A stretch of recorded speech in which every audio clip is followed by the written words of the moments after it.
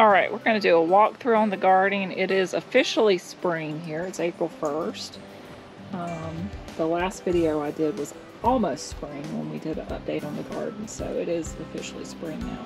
So these are some of my cabbage plants. These were all transplants that I got from my dad. I have a lot of little squash plants popping up everywhere in this garden, and I am assuming that that's coming from the compost that I put in here.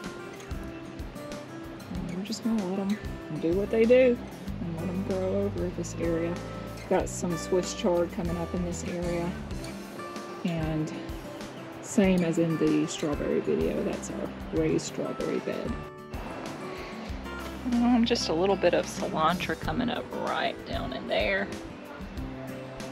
Maybe it'll make something before the heat hits. Once the heat hits, cilantro's quick to bolt, even the slow bolt cilantro. We've got the compost bin here full of kitchen scrap compost. The very bottom portion of it, probably the bottom third, should be ready to take out and use, and then let the rest of it kind of settle down. So we have the herb garden down this side of the house. Some little Egyptian walking onions, sage that made it through the winter.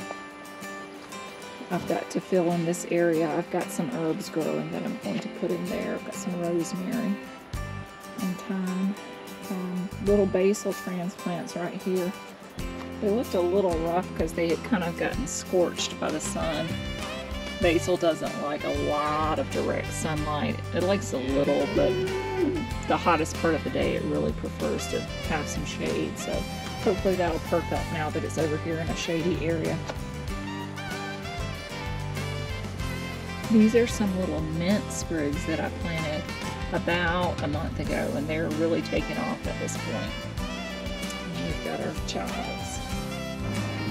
Now out here in the raised bed garden area, the potatoes are coming up really nicely. We did have a pretty hard frost several weeks ago. It got down to about 26 degrees. I did cover the potatoes with sheets and blankets, but it did still kill them back a little bit.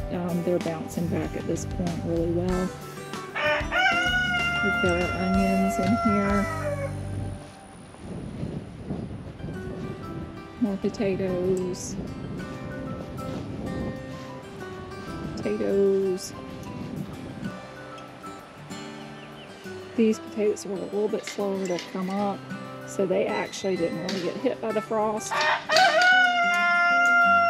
They're popping up nicely now. These are all Egyptian walking onions that I separated and transplanted probably about a month ago.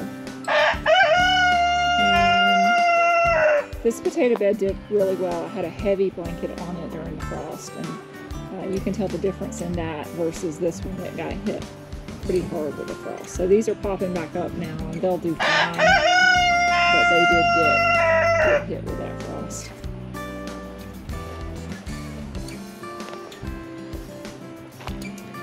Most of these buckets down through here I have potatoes in. Some of them have a few extra things from my spring plantings where I threw some seeds of cabbage and stuff like that. This is kale. We have a little bit of lettuce over there, some little spring onions, cabbage. I put a couple of pepper plants in that box. This was the original bucket full of the Egyptian walking onions, and I never separated those bunches, so I'm just being lazy with that bucket. I do need to address it. We've got just a few little ever-bearing strawberries in these boxes, a little cilantro, a couple of pepper plants that I transplanted yesterday. And this is our carrot bed. Probably 3 more weeks on these and they'll be ready to harvest. Here we have our garlic patch. In the back, the wider blade garlic is the elephant garlic, and this up front is soft nut garlic. Had some broadleaf mustard here that looks like the caterpillars are hitting pretty hard. Probably gonna pull this out tomorrow and just give it to my rabbits. Garlic in the back. This is a bed that needs to be addressed. Got a little lettuce coming up in there. A few beets that survived the frost. A couple, looks like 4 little maybe cabbage plants that really aren't doing anything. I'm gonna probably just come and work this whole bed and start transplanting some stuff into it. Nice little stand of cilantro, some spinach. Those are some onions that someone gave to me. I'm not sure what kind they are here in the back. They really looked like the Egyptian walking onions, but I'm not sure what kind they were. They weren't labeled with what they were. Some nice lettuce. We've gotten several meals and we've eaten pretty good off of this little bitty tiny patch of lettuce. It actually doesn't look like much, but it does produce quite a bit. These are some pepper plants that I transplanted yesterday. So I had a bunch of radishes in here that I pulled out. And then in this area, through the gate, we have another area, 2 areas actually, on this side. So we have this, this section was just about 1/3 of the size last year. So we had this part right between these 2 posts that had some ever-bearing strawberries in it. My husband tilled it up yesterday and we put peppers all the way down, so we added this additional space over here and filled it up with peppers. We're going to come back through here and put fabric weed block completely surrounding these peppers, and then we'll put probably some pine straw mulch over the top. And that should work really good all summer to keep grass and weeds at bay. We did that last year over here. This was full of peppers last year, and we used the fabric weed block and it worked perfectly.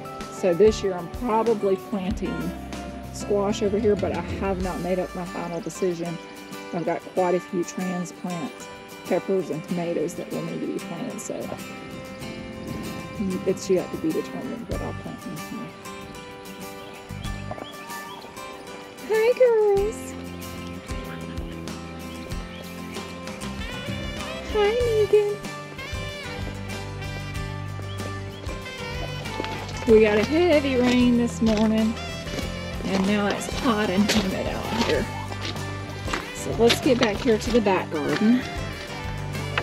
Now, since my last video, my cows got in here and smashed up my beds pretty good. So we'll probably end up staking these little areas back just to try to straighten it back out, but they did a number on it.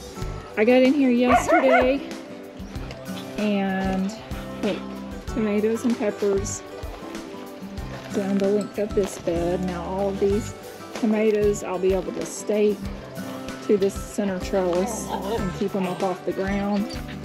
These are some peppers in here. And I will do the same with this probably tomorrow. Have another decent sized tray of tomatoes here that need to go in the ground. They're root bound in the little tray. This area back here has been tilled up. On its first till, we'll still do another till through here. And then we'll be getting sweet corn put in through here within probably 2 weeks. So middle of April will be the goal, putting the sweet corn in this area. Now originally I wanted to have some of these beds for beans, but I have so many tomato plants and so many peppers that honestly at this point I'm not certain that I'm going to have room, so they may end up going into some of the other raised beds. It's amazing how quickly you run out of room in your garden.